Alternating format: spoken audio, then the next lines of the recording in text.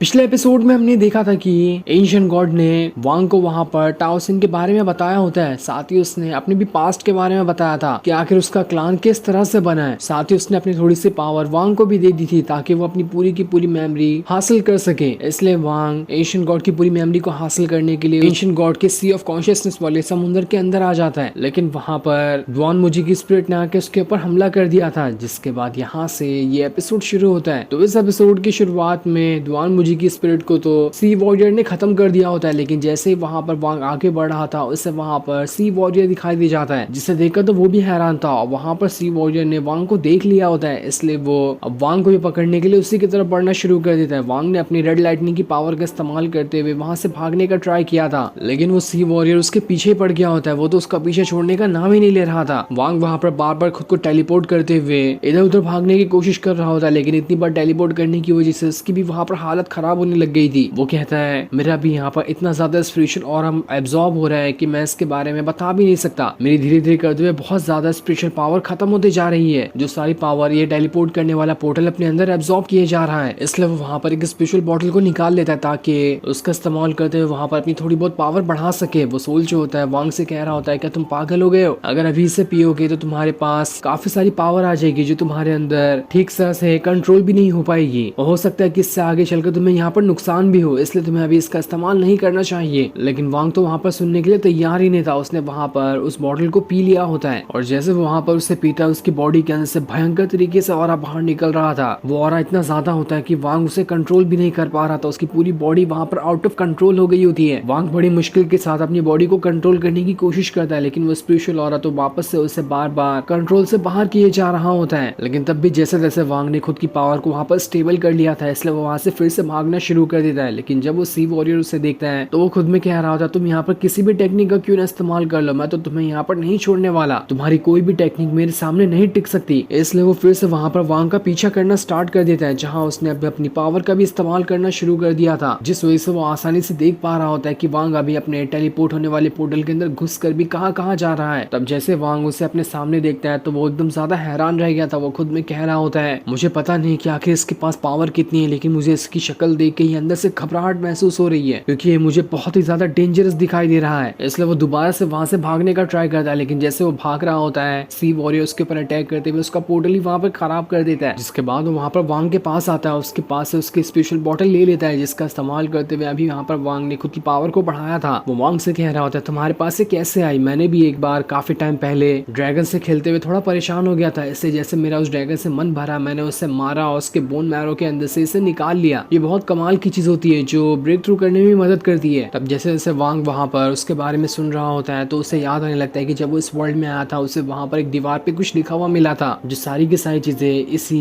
Warrior के बारे में ही लिखी हुई थी कि आखिर इसके कल्टीवेशन पावर क्या है, ये क्या क्या कर सकता है और इसका पास्ट क्या था। सी वॉरियर वहां पर वांग से कह रहा होता है क्या तुम दोबारा इससे पीना चाहते हो? अगर तुम्हारे अंदर हिम्मत है तो इससे पी कर दिखाओ। जिस पर वांग कहता है हाँ मैं एक बार क्या मैं 100 बार इससे पी सकता हूँ। तब ये सुनकर सी वॉरियर कहता है अगर ऐसी बात है ठीक है, मैं तुम्हें अपने मास्टर के पास ले जाता हूँ, वहां जाकर तुम्हें काफी अच्छी अच्छी चीजें मिलने वाली है, उन्हें तुम पसंद आओगे क्योंकि तुम एक सोल ईटर हो, यहाँ के मौजूद सोल को खाने वाले, और मेरे मास्टर ऐसे लोगों को बहुत ज्यादा पसंद करते हैं, इसलिए चलो मेरे साथ चलो, मैं तुम्हें अपने मास्टर से मिलवाता हूँ। वो सोल वहां पर वांग से कह रहा होता है कि तुम पागल हो, उसके साथ मत जाओ, वो तुम्हें बहकाने की कोशिश कर रहा है, वो वहां पर ले जाकर हम दोनों को ही मार डालेगा। लेकिन वांग तो सुनने के लिए तैयार ही नहीं था, क्योंकि वो वैसे भी यहाँ पर सी वॉरियर से बचकर तो भाग सकता नहीं है। वो भागने की कोशिश करेगा तो वो सी वॉरियर वैसे ही उसी टाइम उसकी जान ले लेगा, इसलिए उसने उसके साथ जाने का डिसाइड किया है। दूसरी तरफ हम टाओसिन को देखते हैं, जिसने अपनी पावर का इस्तेमाल करते हुए वहां पर खड़े जितने भी लोग होते हैं उन सभी को ऑरा अपनी चेन के अंदर एब्जॉर्ब करना शुरू कर देता है ताकि उसकी चेन ढीली हो सके। ऐसे ही करते हुए उसने वहां पर कई सारे लोगों की जान तक ले ली थी, बस अपनी चेन की स्पेशल पावर को कम करने के लिए, ताकि उसके बाद वो उसे तोड़ सके। और जैसे जैसे वो लोगों की पावर को अपनी चेन के अंदर डालता वहां की चेन वहां की टूट जाती है। तभी वहां पर सी वॉरियर आ जाता है जो वांग को यहाँ पर लेकर आया था। वहां पर आने के बाद वो वांग से कह रहा होता है देखो सामने मेरे मास्टर खड़े, झुक जाओ इनके सामने। लेकिन वांग वहां पर नहीं झुकता। ये देखकर तो टाओसिन अपनी पावर का इस्तेमाल करते हुए उस सी वॉरियर के ऊपर ही अटैक करते हुए उसे वहां से दूर फेंक देता है और उससे कह रहा होता है चुप हो जाओ, जो करना होगा मैं यहाँ पर खुद से ही कर लूंगा। तब उसे देखकर वांग एकदम ज्यादा हैरान रहता है, क्योंकि उसे टाओसिन की पावर बहुत ज्यादा दिखाई दे रही थी। उसके अंदर एशियन गॉड की पूरी प्योर पावर होती है, वो भी डिमोनिक पावर के साथ मिलकर, जिससे देखकर वो काफी ज्यादा घबरा रहा होता है कि आकर वो यहाँ पर उसका क्या कर देगा, क्योंकि अभी तो वो ठीक तरह से उसका मुकाबला नहीं कर पाएगा यहाँ पर। इसके बाद टाओसिन वहां पर वांग से कह कह रहा था तुम एक सोल ईटर हो ना, तो ठीक है। और अब उसने वहां पर अपनी पावर को एक्टिवेट करते हुए वांग को वहां से दूर फेंकने की कोशिश की थी, लेकिन वांग तो वहीं पर खड़ा होता है और जो पावर उसने एक्टिवेट की थी उस पावर की वजह से सारे के सारे लोग वहां से दूर फेंका जाते हैं, जिसे देखकर टाउसन कहता है बढ़िया, बहुत बढ़िया, तुमने तो यहाँ पर कमाल ही कर दिया। जिसके बाद वो एक चेन को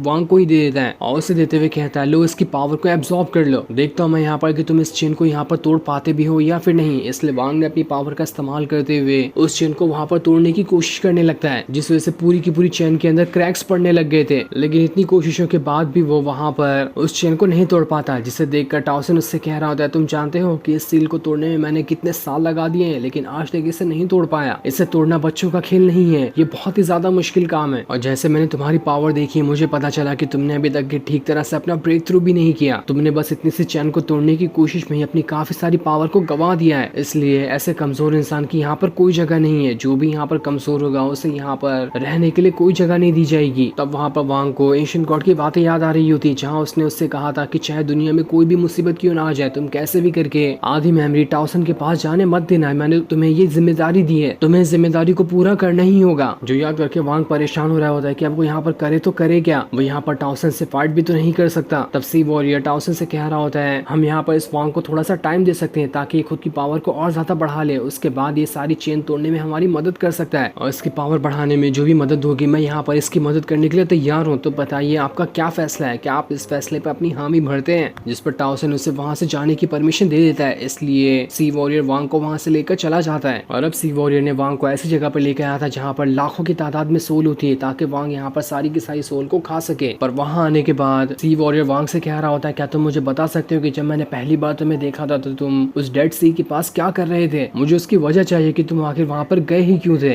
वांग वहां पर उसे कुछ बताने के लिए तैयार तो नहीं होता, लेकिन ये देखकर सी वॉरियर अपनी पावर का इस्तेमाल करते हुए वांग की मेमोरी पढ़ने की कोशिश करता है ताकि जान सके कि आखिर वो यहाँ पर क्यों आया था। जिसके बाद वहां पर वांग से कह रहा होता है तुम्हें पता है कि आज तक किसी के अंदर हिम्मत नहीं हुई थी कि कोई मेरे सवाल का जवाब ना दे, लेकिन पहला ऐसा बंदा देखा है जिसने मेरे सवाल का यहाँ पर जवाब नहीं दिया। तुम्हारा एटीट्यूड तो सच में कमाल का है। मैं अकेला यहाँ पर सी वॉरियर नहीं हूँ बल्कि पूरे 11 सी वॉरियर यहाँ पर है, जिन सभी को टाउसन ने यहाँ पर कैद करके रखा है। उनमें से एक तो है जो 4000 साल से यहाँ पर कैद है, सबसे पुराना वही है। जो भी यहाँ पर आता है टाउसन हमेशा के लिए उसे यहाँ पर कैद करके अपना गुलाम बना लेता है। और अगर एक बार टाउसन की वहाँ पर चेन वाली सील टूट जाएगी तो उसके बाद वो हम सबको मार डालेगा, क्योंकि तब उसे हमारी कोई भी जरूरत नहीं पड़ने वाली है। उसके बाद वो पूरी की पूरी दुनिया पे राज कर लेगा। इसलिए मैं यहाँ पर तुमसे पूछना चाहता हूँ कि आखिर तुम यहाँ पर क्या करने के लिए आए हो। अगर तुम्हारा रियल प्लान मुझे मालूम पड़ जाए तो हो सकता है मैं यहाँ पर तुम्हारी मदद कर दूं। लेकिन तब भी वांग उसे वहाँ पर बस यही बताता है कि मैं इस जगह से बाहर निकलना चाहता हूँ, इसके अलावा मेरा यहाँ पर कोई प्लान नहीं है। जो सुनकर सी वॉरियर वहाँ पर हंसना शुरू कर देता है और फिर वो वहाँ पर एक पोर्टल बना लेता है, जिस पोर्टल के अंदर से सारे के सारे सी वॉरियर जो थे वहाँ पर आ जाते हैं। वो सभी वहाँ पर वांग को अपनी बातों में बहलाते हुए ये पूछने की कोशिश कर रहे थे कि क्या ये यहाँ पर एंशिएंट गॉड की मेमोरी को हासिल करने के लिए आया है। अगर ऐसा है तो आगे चलकर वांग वहाँ पर उन सभी की मदद कर सकता है। लेकिन तब भी वहाँ पर वांग किसी को कोई जवाब देने के लिए तैयार नहीं होता। जो सीन दिखाते ही